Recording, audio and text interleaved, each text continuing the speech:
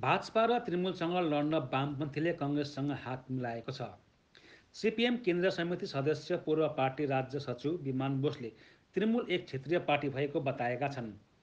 उनले चुनावी ऋणपत्रको खुलासाले कङ्ग्रेसभन्दा राष्ट्रिय पार्टीले बढी पैसा पाएको बताए। उक्त रकम करिब 444 करोड रुपियाँ रहेको छ। यो रकम विद्युत आपूर्ति कम्पनीबाट आएको हो, जसका कारण सर्वसाधारणको विद्युत महसुल बढ्दै गएको बताएका छन्।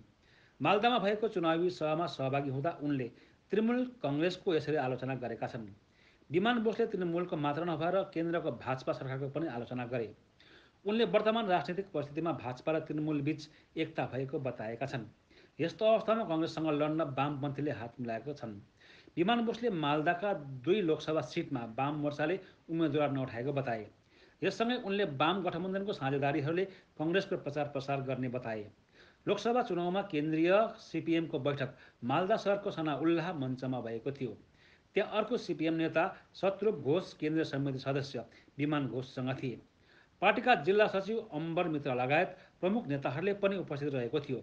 पछि एक पत्रकार सम्मेलनमा पूर्व राज्य सिपिएम सचिव विमान बसुले मालदामा उत्तरी मालदा र दक्षिण मालदा 2 लोकसभा सिटहरूमा वामपन्थी उम्मेद्वार नभएको बताए।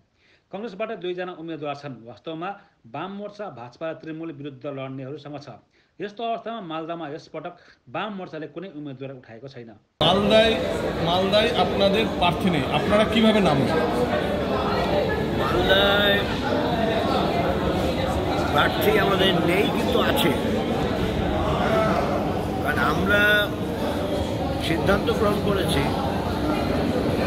বর্তমান উদ্ভূত রাজনৈতিক পরিস্থিতিতে বিজেপি নামক অশুভ শক্তি, তার সঙ্গে টিএমসি নামক এক মিথ্যাচারী শক্তির মিলন, এর বিরুদ্ধে যারাই লড়াই করতে চায় আমরা তাদের সঙ্গে বোঝাপড়া করতে চাই।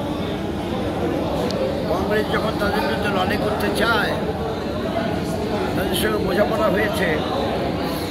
মানে এই মালদা উত্তর মালদা দক্ষিণ দুটো কেন্দ্রে কংগ্রেস প্রার্থী দিয়েছে বলে তো এআইসিসি থেকে ঘোষণা করেছে। ফলে তৃণমূল বিজেপির বিরুদ্ধে প্রচারে আমরা মালদার উত্তর দক্ষিণ কেন্দ্রে সে মুস্তাকি হোক আর ঈশাখানি হোক, তাদের পক্ষে জনগণের মধ্যে আমরা প্রচার করব। তৃণমূল হচ্ছে বিজেপির দোসর। আর এই তৃণমূল বিজেপি তারা দেশের মানুষকে নানানভাবে বিভক্ত করতে চাইছে এবং যে ইলেকট্রাল বন্ড হয়েছে সেই ইলেকট্রাল বন্ডে আমরা দেখতে পাচ্ছি তৃণমূল পার্টি একটি রিজিওনাল পার্টি হওয়া সত্ত্বেও জাতীয় কংগ্রেস ন্যাশনাল পার্টি থেকে বেশি অর্থ পেয়েছে এবং তার একটা ব্যাপক অর্থ পেয়েছে একটা বিদ্যুৎ কেন্দ্র পরিচালনা করার, বিদ্যুৎ সরবরাহ করার সংস্থা, সম্ভবত 444 কোটি।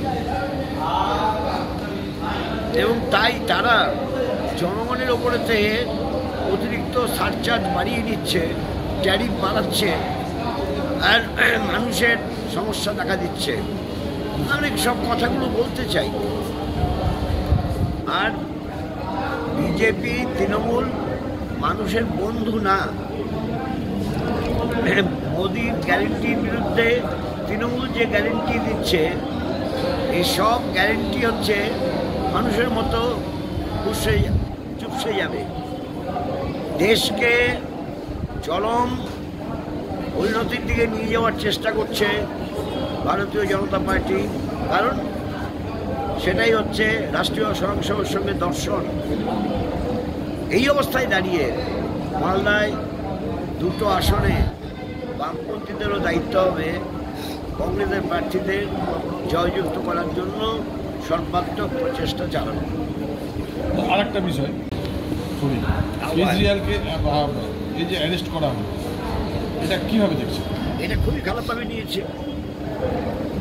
মানে ন্যাশনাল ইলেকশন কমিশনের মডেল কোড অফ কন্ডাক্ট চালু হওয়ার পর সব বিষয়টা নির্বাচন কমিশনের হাতে আছে। যেই চার্জে তাকে গ্রেপ্তার করেছে সেদিন, সেই চার্জে তাকে 2 মাস আগে 4 মাস আগে গ্রেপ্তার করা যেত। বলছে 13 বার টাকা হয়েছে, 6 বার টাকার পরে তাহলে গ্রেপ্তার করতে পারতো। তখন তো আর ইলেকশন কমিশনের মডেল কোড অফ কন্ডাক্ট চালু হয়নি। 6 বার কেন, 9 বারের পরই তাকে গ্রেপ্তার করতে পারতো, করেনি। অর্থাৎ মডেল কোড অফ কন্ডাক্টের বিষয়টাকে ইলেকশন কমিশনারের হাতে, সেটা তাকে বিদ্যাকৃষ্ণ দেখাচ্ছে। এই ধরনের শক্তি ফ্যাসিবাদী শক্তির দিকে রূপান্তরিত হয়, শক্তি হিসেবে রূপান্তরিত হয়। ড্যাম কেয়ার, এই ড্যাম কেয়ার মনোভাবটা হিটলারি মনোভাব, এটা আমরা তীব্র বিরোধিতা করি।